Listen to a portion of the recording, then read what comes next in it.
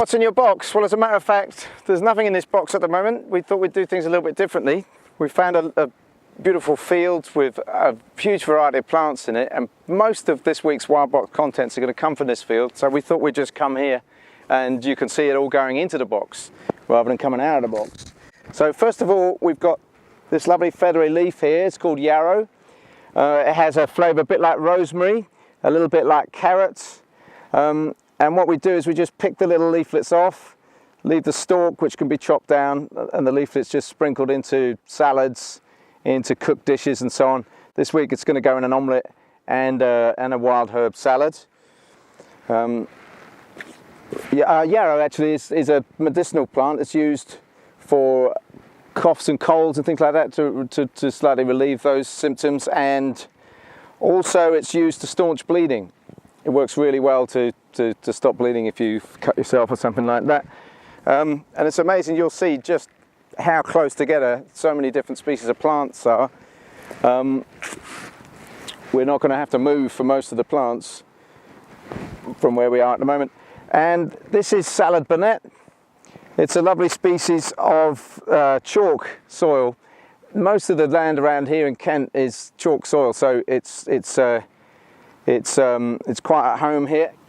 So again, we just take the leaflets off like that, and they can be used separately, and I guess it's a bit like a stuck record that, you know, you can always use the stalks or stems in some way unless they're incredibly woody, and that one can be chopped down and put through salads or cooked with other veg, etc. This week we're going to use the salad bonnet in a very simple carrot dish with just carrots and wild carrot flowers and leaf.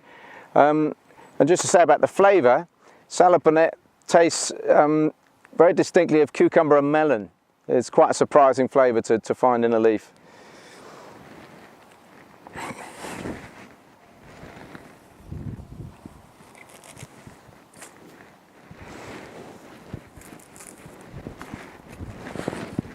And then just a mere few feet away, next plant we have is oxeye daisy.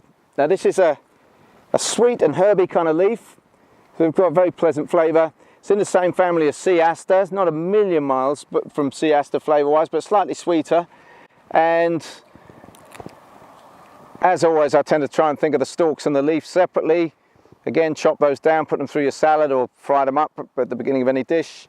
The leaves, either put in a salad, use them raw in a sandwich or whatever. But also they wilt down nicely. You can use them with meat. We're going to put them in our omelette this week.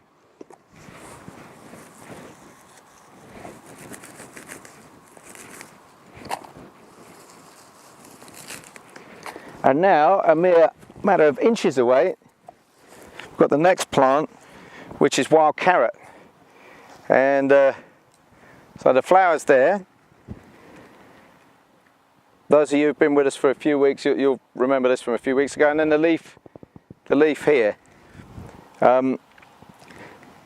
So there's some controversy with plants like wild carrot that have these white umbrella formations of flowers and these lacy formation of leaflets.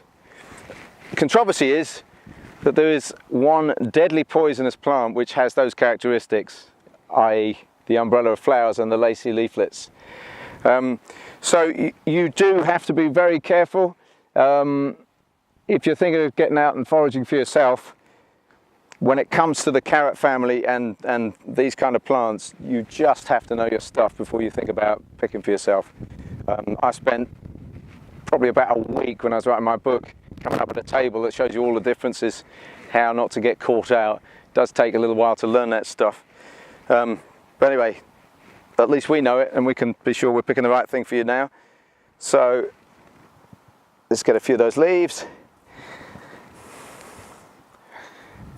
And I will just say, when you get your wild carrot flower in front of you, you're going to see it's got these things which are bracts, like little leaves underneath the whole umbel. That's quite distinctive.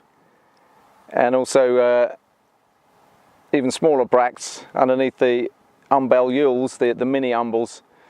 That's quite distinctive. And then the stem of the wild carrot is very distinctive too. Yeah, I should say why it's very distinctive. It's very hairy. The stem of the wild carrot is very hairy. So for the remaining few plants from this field, we're going to have to move a little way, but I don't think we've done badly. We've got 4 of this week's plants just off one area of just a few square meters.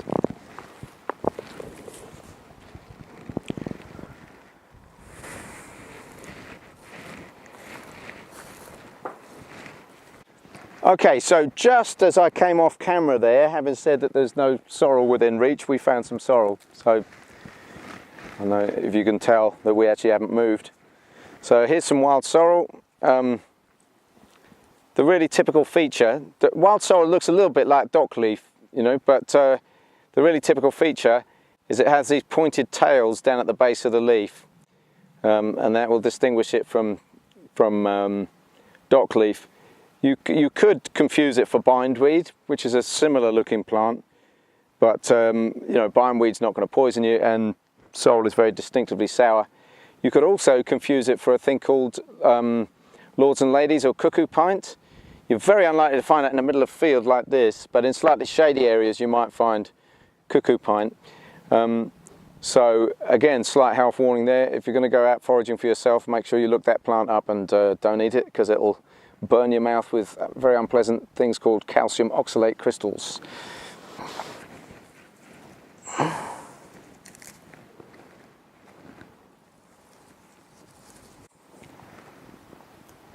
Okay, and again, sorrel is a lovely sour tart flavour, a little bit lemony, a little bit like a Granny Smith's apple, and you know, you can use that to add sourness, tartness to pretty much any kind of dish. It makes a lovely fish sauce.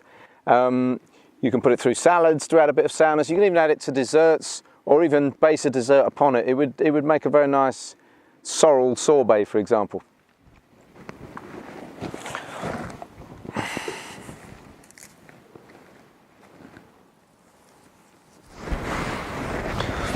These are elderberries. They're one of the most abundant wild fruits, and perhaps one that people would be less likely to do as I'm doing now and just graze on them like this, simply because they're slightly less sweet than something like blackberries, for example. I must admit, I'm in the habit of eating a good few of these raw, although, little note of caution, you shouldn't eat too many of them raw because they are mildly toxic until they're cooked. So I think the flavour of these is easily as good as blackberries. It's just that, you know, that sweet factor with the blackberries makes us perhaps enjoy them more immediately. But this actually means it lends itself to more savoury contexts without too much sugar. They make a nice accompaniment to game, but also you can put a few raw through a salad. Also you can make an excellent syrup called an elderberry rob, and it's got antiviral properties, and it'll help you get over colds and flus, or even stop you getting them in the first place.